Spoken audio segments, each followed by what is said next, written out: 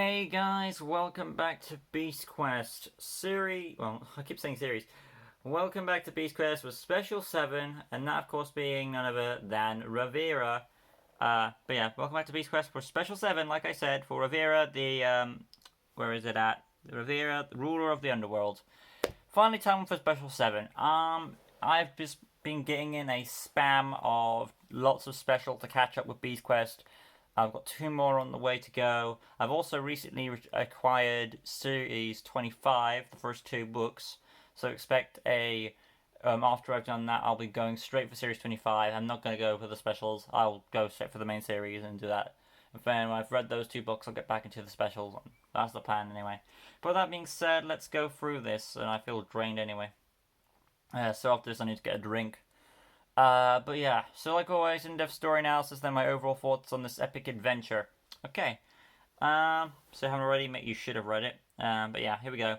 Tom was greeted by Adaro, who explained something bad had happened to Taladon. He had been attacked by one of Ravira's hounds. Ravira was another mysterious beast Adaro another mysterious beast Adaro hasn't brought up till now. Good one, Adaro. Anyway, Adaro explained this beast planned to take over Avantia by sending her hounds to the kingdom. She possessed an ability, there we go, to increase their numbers. No, they had the ability. The creatures themselves have the ability to increase their numbers with a simple bite. With a simple bite / swipe of their claws, because they never specifically say how the creatures can spread themselves. And like in some images, it's like a swipe. In other images, it's mostly a bite. But call it what you wish. A swipe or a bite, you will be infected and you'll be part or cursed along with it, and you'll become one of them. Claws of the victim will be slowly turning into a hound of souls, like I already established. Thus, Taladon was one of the victims. So yes, Taladon is one of the victims, turning into one of Ravira's hounds. So gathering his companions, Tom set off to save his father. Only when he got to where his father was last seen, the transformation had already begun, as Taladon was slowly turning into a hound. You know, I wish Adra would give us a reason why he doesn't tell Tom about certain beasts until the day comes where he has to fight them. After all, depending on the timeline, he will become / is the master of the beasts. After all, he should know these things, or should be told about them. I get behind the scenes reason why,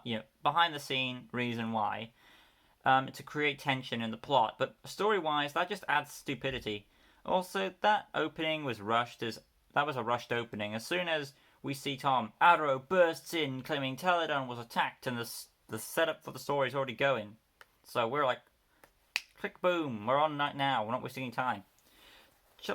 Tom was trying to grasp the situation. He tried to get as much information from his father before the transformation progressed, but it was too late. Taladon was unsuccessful to tell them where Ravira was, as he had now become some werewolf-like creature. Jacob locked the barn and gave Eleanor Taladon's sword. While at first she was hesitant, Tom insisted that she take it, as Taladon would believe it's better in her hands than his right now. Now they mention the sword has power and it's only meant to be used for the Master of the Beasts. Does this mean Taladon's sword later becomes Tom's sword, or does Tom's sword get empowered when Taladon snuffs it? That's just a thought there. Anyway, as Jacob explained how Taladon was bitten when trying to help a farmer, he further explained he knew where Ravira was. But before anything else, an angry mob was heading their way. I should also mention Tom and Eleanor leave their animals behind to stay and look after Taladon.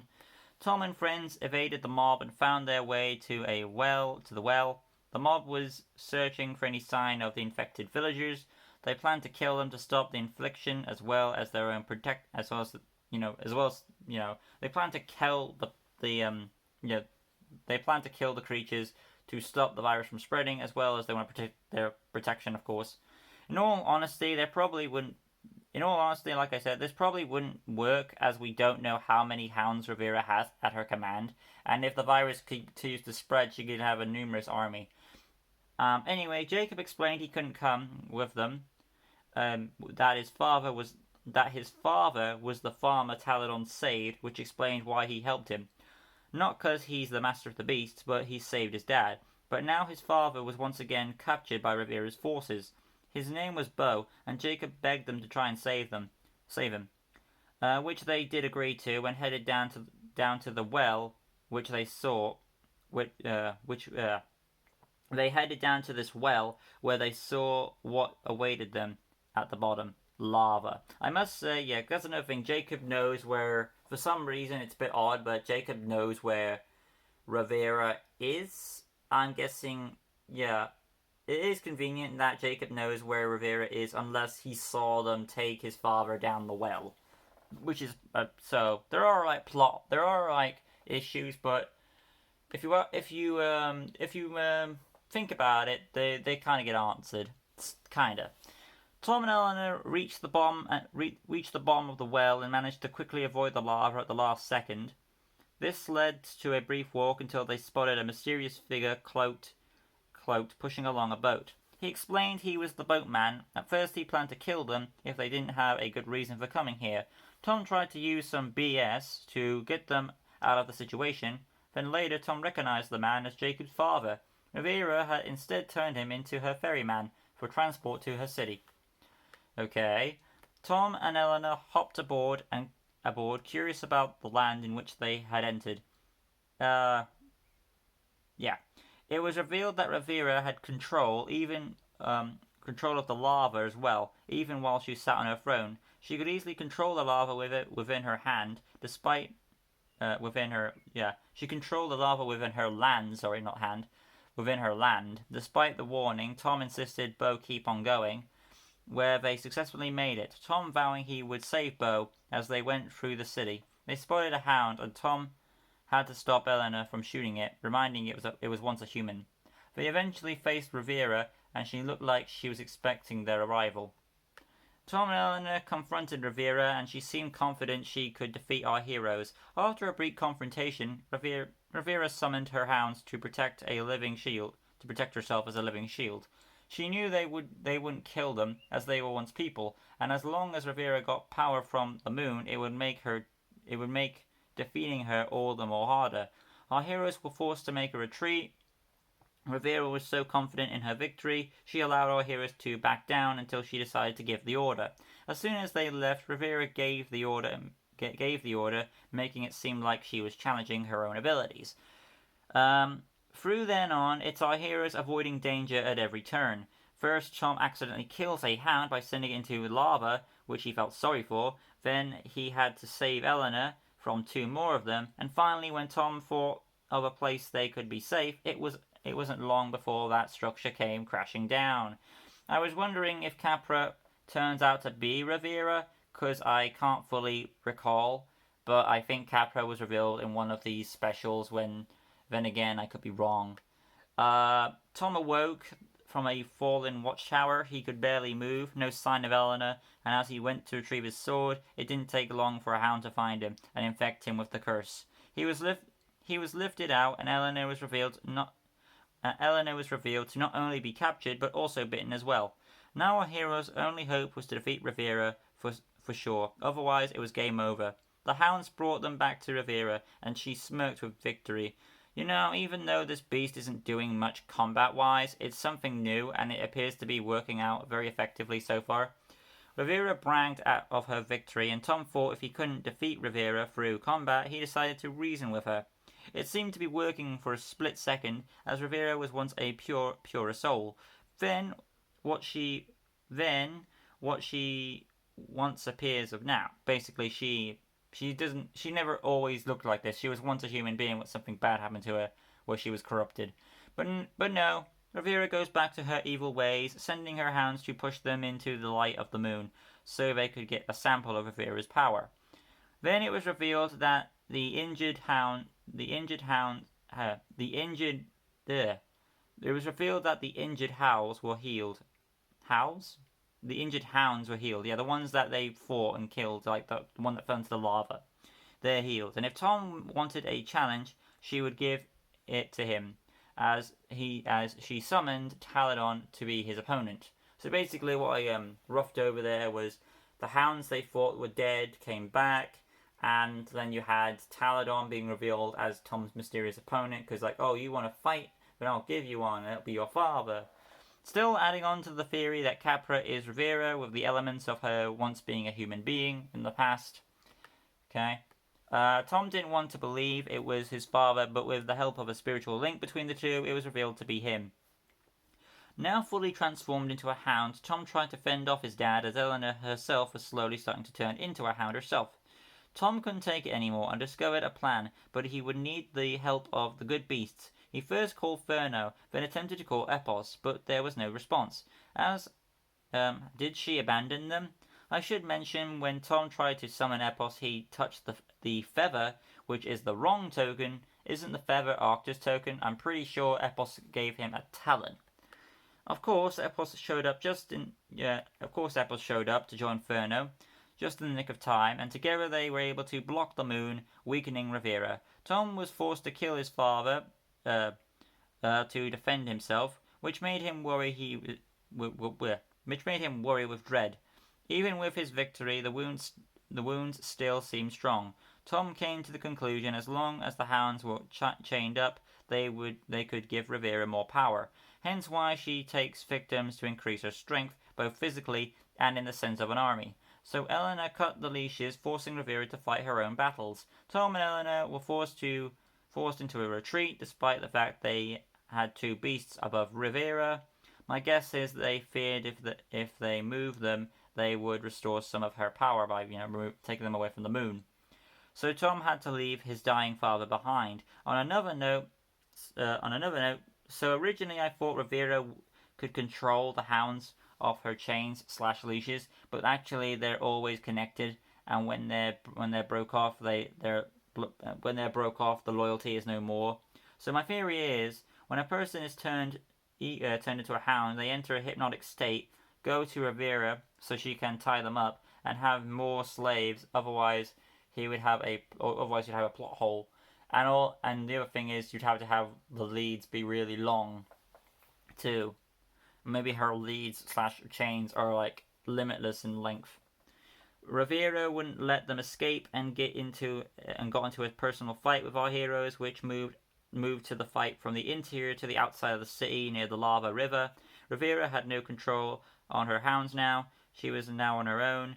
Tom lured Ravira to the edge, and they tricked Ravira into coiling up their swords. This made her lose balance, and she toppled over into the lava, sinking away. But they had better get back inside to see if Taladon was all right. With Ravira defeated, our heroes went to check on the victims, who appeared to be reverting to their human forms, along with Taladon. Tom healed his father, and they quickly planned their escape as the city was crumbling around them. Bogue showed up, showing them the way out, and quickly ran up the stairs as it began crumbling behind them. While Eleanor carried Taladon, Tom got stuck and the floor was catching up. Tom was rescued by Epos and everyone escaped. Tom attended to Taladon's wounds as he wanted to make sure he was very sure he's okay, so he healed him twice. Jacob and Bo were reunited while the villagers saw the hound threat was over. Adro came and offered a ride home, but they wanted to go on horseback. And that's pretty much the end of Ravira. A few scuffles here and there, but nothing too major, I would say. But yeah, there is Ravira, the ruler of the Underworld. And it's not what I thought it to be. I thought we'd have like Ravira turn into a human at the end, like be Capra or something. But no, she just falls into the lava and dies. But yeah, let's get into overall. I'll get to my overall thoughts at the end, I think. But yeah, Tom. This is obviously more of a Tom's quest than Eleanor's. Once again, Ellie gets shafted.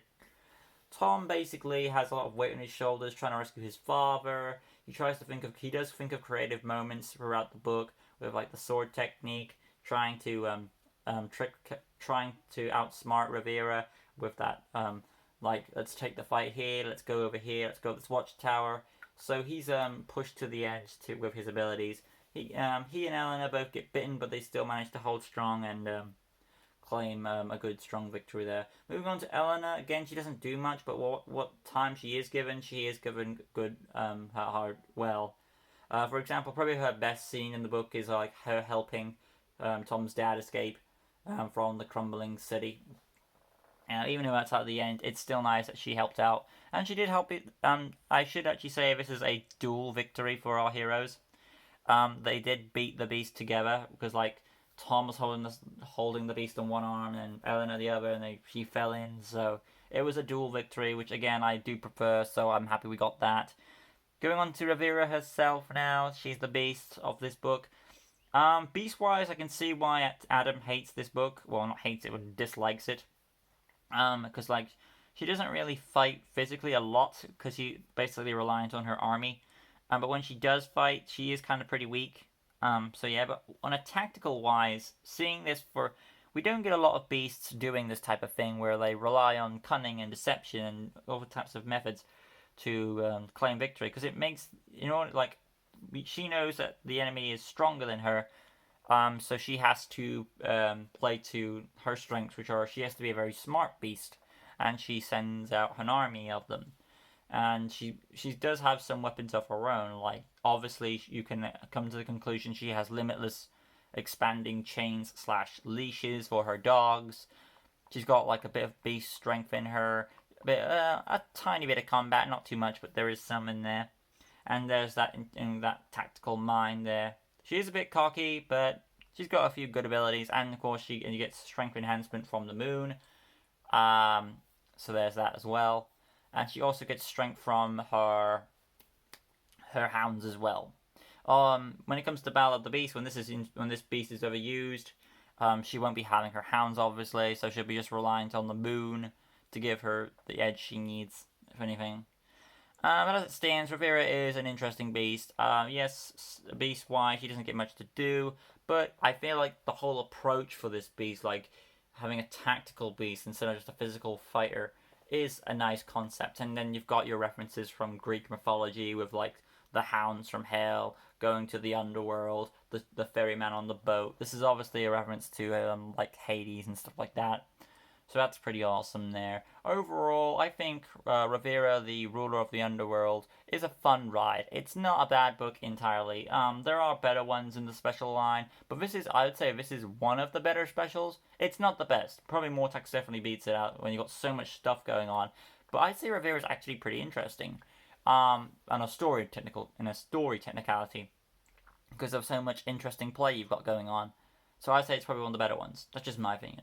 Anyway, that's my thoughts on Ravira, the ruler of the underworld. It's basically Ravira, ruler of the underworld, not Ravira, the ruler. But still, the same title. Hopefully you guys enjoyed it. If you did, smash the like button, subscribe to that good stuff, hit the notification bell right in the corner down below. You can stay tuned for all Beast Quest related topics on my channel and various other content that is there. I will now be going back into the main series of Beast Quest for Series 25, the first half, the first two books. So stay tuned for that. That'll be the next Beast Quest review. And when I finish those two, I'll be going back into specials, and there'll be a lot of specials coming. But that'll be all from me. I'll see you for more awesomeness coming your way. Upcoming Q&A, awesome ways, if you haven't already. Make sure to put your questions in for the upcoming Q&A coming at the end of June. But that'll be all from me. I'll see you in not just a bit, but maybe, we'll see, for more awesome videos coming your way. Till next time, like always, peace.